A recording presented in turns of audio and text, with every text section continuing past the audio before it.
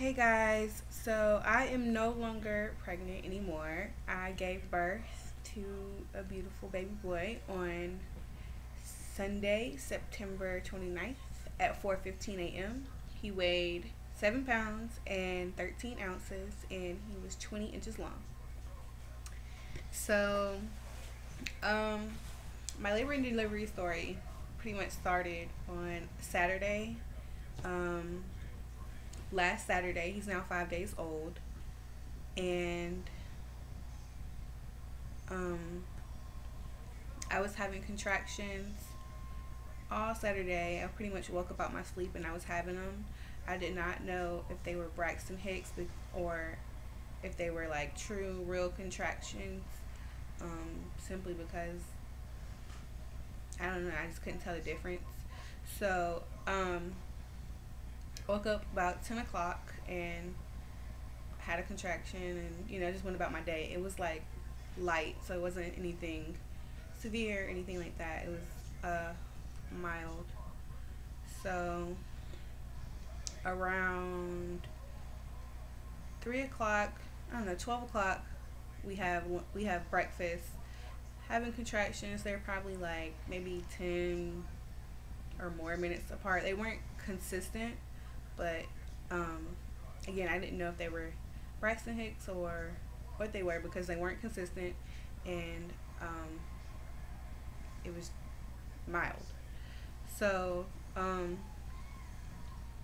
around 3 o'clock, they're still about like 10 minutes apart. Still going about my day, doing whatever. Um, yeah, having contractions, still fairly um, inconsistent, but they're um, mild to moderate. I'm still able to handle it. Um, Around 6 o'clock that day, we go out to eat to Red Lobster, and um, I am just like in the car, on the way to Red Lobster. I'm just like,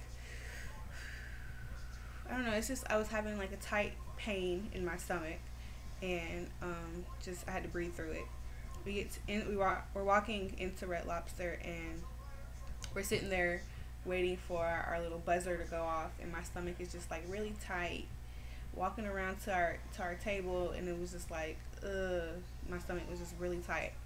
Um, it was kind of hard to eat my food because of the pain. But again, it was still like mild to moderate. I was still able to handle it and go about my day. So around after we leave Red Lobster, we go to one of Shoaib's friend's house. Having contractions at his friend's house, I'm just like, sitting back, like kind of like clenching the chair a little bit, having contractions. Then we go to another friend's house across town, and we're there for maybe like an hour, maybe. And this is around 9 o'clock. And again, they were starting to become closer and closer together. I'd say maybe they were like 5 minutes apart, maybe. Or they were, yeah, about 5 minutes, 3 to 5 minutes apart. Um, so I'm sitting on the couch, clenching the chair, um, just like breathing heavily. I was hot. It was real. It was kind of hard to walk, but I think the walking helped me out in the long run. Um, so yeah, I look at Shoaib. I'm like, I can't take the pain anymore. I need to call the doctor. I think I'm going into labor. I think it's time. So we go back over to our side of town, and I call the doctor, and he's like, my doctor isn't on call. There's another doctor on call who I'm not familiar with. And he's like, you don't sound like you're in enough agony. I'd say you should wait till about the morning time. And if you're still having contractions and they're still back to back, I'd say you should come in. Definitely not the deal. We shouldn't have waited till the morning time, or we didn't wait till the morning time. This is him. His name is Xylo Kai Buckley. Hey, I'm about to make that move. Okay, I'll be right back, okay? Who's gonna wake up? Hey, she was a champ. You know what I mean? No epidural, no nothing, y'all. I didn't get to that part yet. Oh, bad. You're a spoiler. Wait till I get to that part. Yeah, I'm about to put him down. He's gonna wake up. Anywho. So, where was I? So he's like, you're not in enough pain. You're not. You should just wait till the morning time to come in. And I'm like, I'm feeling the pain. Like right now, I'm on the phone with you, and I'm able to have a conversation with you. But although I'm not like heaving on the phone, I am, still experiencing contractions. And by this time, they were 2 to 3 minutes apart, which is the time that they say that you should come into the hospital when your contractions are 2 to 3 minutes apart. Reason being, I called him.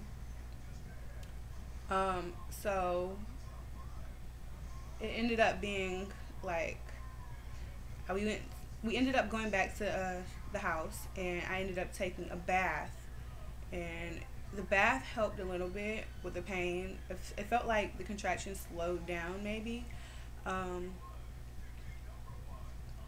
Shoaib's mom ends up calling, and she's like, well, you should really get out the tub because you never know, your water could break. You don't want to have the baby at home, so you should really go to the doctor. I wasn't going to go to the doctor. I wasn't going to go to the hospital until after. I wasn't going to go to the hospital until like later, until I really felt like I couldn't take it anymore. At this point, it was still bearable, but whatever. So we ended up going to the hospital, listening to his mother.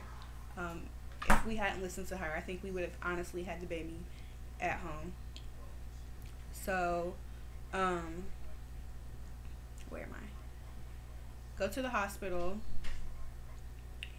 We go to like the triage area because they have to check you to see if you're even like admittable to going into the hospital. So they check me.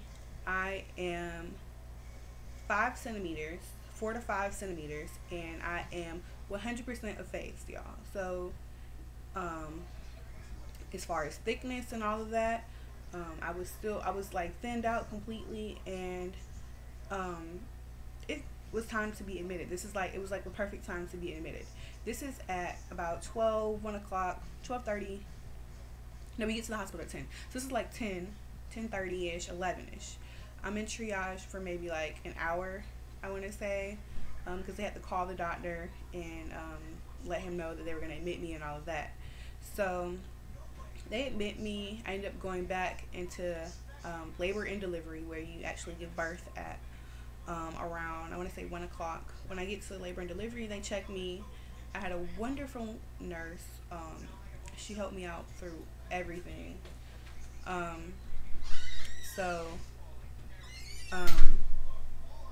I keep getting lost. So by the time they check me, by 1 o'clock, I'm about 7 to 8 centimeters. So within like those 2 hours, I was 7 to 8 centimeters. And I think I walked from triage to labor and delivery. I also think that helped me to get to 7 to 8 centimeters. The walking. Still having contractions, but they are like, again, they're just, I was breathing, and I really think the breathing helped me get to 7 to 8 centimeters because it was painful, but it was tolerable. So, I'm in labor and delivery and breathing, through the contractions, and I ended up kind of getting stuck at 8 centimeters, or 7 to 8 centimeters. She checked me and she thought I was swollen, but I ended up not being swollen. Every time I had a contraction, I would push, and she was getting worried that I would end up ripping or tearing. But I could not help but to push because of the intense. I just felt it. I felt him coming. I just felt it, and my body told me to push, and that's what I was doing. So we're trying to get me. At this point, I'm in the hospital bed, confined to the bed. She gives me I did ask for I think I keep calling it something wrong. But the medicine that they give you through your IV, the pain medicine that they give you through your IV, I forgot what it's called. Um, I don't know. But they give me that. It did not help with the contractions at all. I probably would not recommend it to anyone. All it did was make me feel like I was drunk, and like it, it did not help with the contractions. It helped with my attitude and my mood. So I was like a much calm, nicer, content person, but it did not help with the contractions at all. So I'm just sitting there like, yeah, this feels nice. Like it was just I was kind of like drowsy, like out of it. Still having contractions though. I still felt every bit of the contraction. So it really didn't help me at all. Anywho, so I'm still at 8 centimeters. They're trying to get me to sit in the chair because every time I had a contraction, at this point, I was starting to clench my legs. Like it was just so painful, and there was like I'm holding on to the railing and I'm like clenching my legs like really, really tight. That was the only way that I could somewhat find relief through the contraction. They did not want me to clench my legs. They wanted me to keep my legs open so that, it'd be easier for him to come through the birth canal.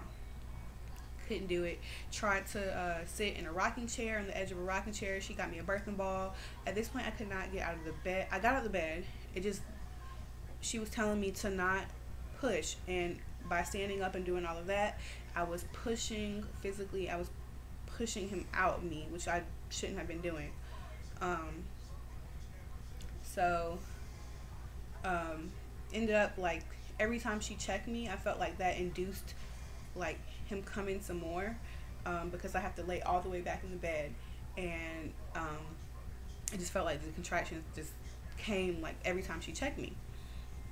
So we ended up like sitting up a little bit. Sitting up helped get me to 9 centimeters. At this point, I was asking for the epidural, but Shoaib was kind of, I think he got maybe mad, not mad, but like I told him prior to going into labor and delivery that I don't want the epidural. I want you to push me. Like if I say I want it, I want you to be kind of like stern with me and, say no and push me to not get the epidural, which is exactly what he did. And I thank him so much for that, because at 8 to 9 centimeters, I was asking for the epidural because I was like, oh my gosh, I can't take this pain anymore.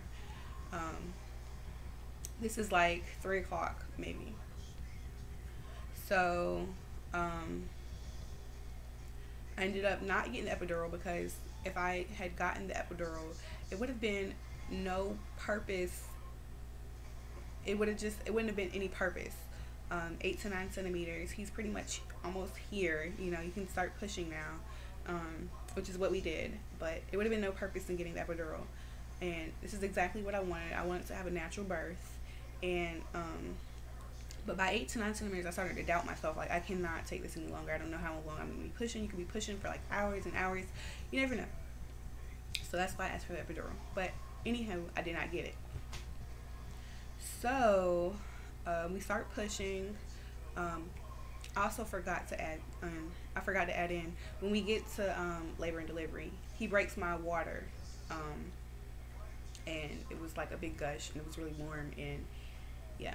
So that also was an induction method that had to have happened in order for me to get to where I was, because I don't think my water would have broke naturally on its own, or I would have just been laboring, and my water would have not have been broken, and I just would have been all this pain. So he chose to break my water in hopes of progressing the labor. So moving forward, we ended up pushing, and I don't know how long we pushed, but it was kind of nasty. I'm gonna leave it at that. But we're pushing and pushing, and he ends up having to vacuum his head out, because I guess my pushes might not have been strong enough, or like Shoaib said that I was pushing and his head would come out like this, and then it would like go back in. So he had to vacuum his head out, and he ended up numbing me with some numbing medicine. And yeah, so, and also him having to vacuum his head out, he had to cut me. So he cut me from my vagina to my anus, in order to get him out, because he was like, he was 7 pounds and 13 ounces, and I guess it just, he wasn't gonna, the doctor saw it as he wasn't gonna come through my birth canal. He wasn't gonna come out. Like, I would have just been pushing and pushing out. Probably would have eventually ripping naturally on my own. So he just went ahead and ripped me. Um, I didn't feel it. Also had pain medication for that, and yeah, I was kind of upset in the end after he came out. Like, this is not supposed to happen. I didn't want to rip. This, it wasn't planned, but I ended up not ripping on my own, so I'm happy about that. He just had to do that in order to get him out, because he can't stay in the birth canal forever, So, he ends up coming out. What they don't tell you when you have a baby is that they have to press on your uterus immediately after you have your baby, so that you won't bleed out and all this other stuff. And I was like, at this point I was freaking out. I was so hot in labor that they had the air up so I would feel comfortable. Right after I had him, my body was immediately shivering. I had just went into like the state of panic, and I was crying. They did not show me him when he first came out. I was crying because I didn't get to see him. Like, it was just my hormones like changed within that quick second. So he had to stitch me up. He had to press on my uterus. I was crying. It was crazy. But he ended up being a nice 7 pounds and 13 ounces, and it was nice. It was lovely. I would do it again in like 7 years, but I wouldn't trade that day for the world. He was born at 4:15. So for me, it went quick. And yeah, I was expecting him to come later, and he didn't end up coming later. He came early. I had him at 38 weeks and 5 days or 4 days gestation. So yeah. So I'm going to show you guys him. That's pretty much it. We stayed in the hospital. We got out of the hospital on Tuesday. He got circumcised. He's healthy.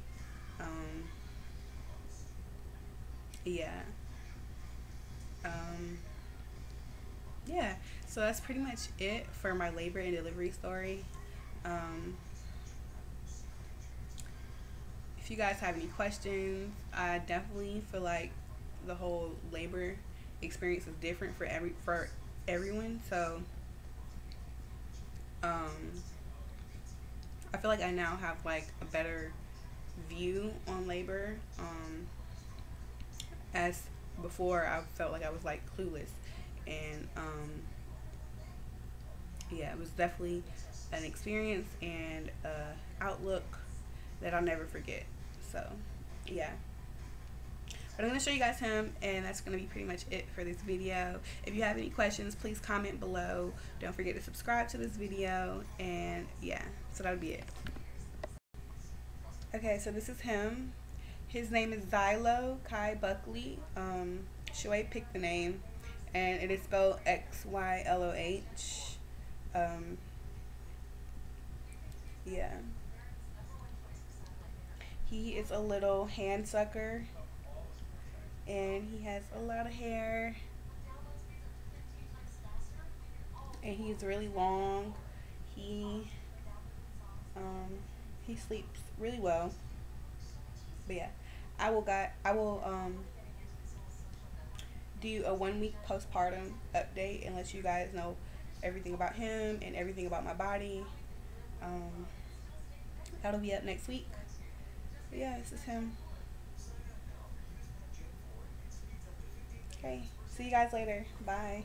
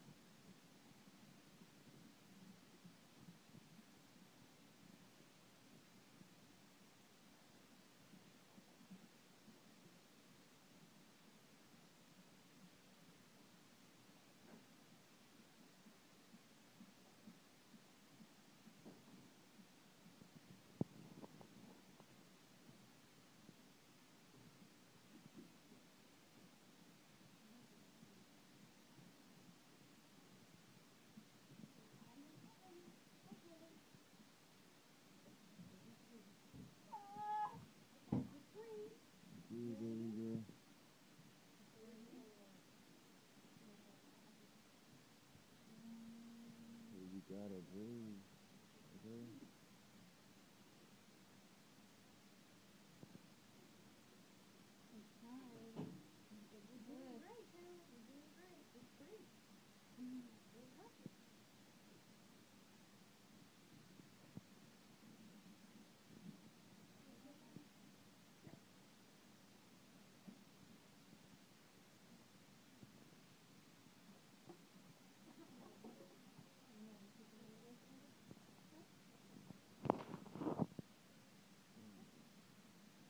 You doing real good. Okay?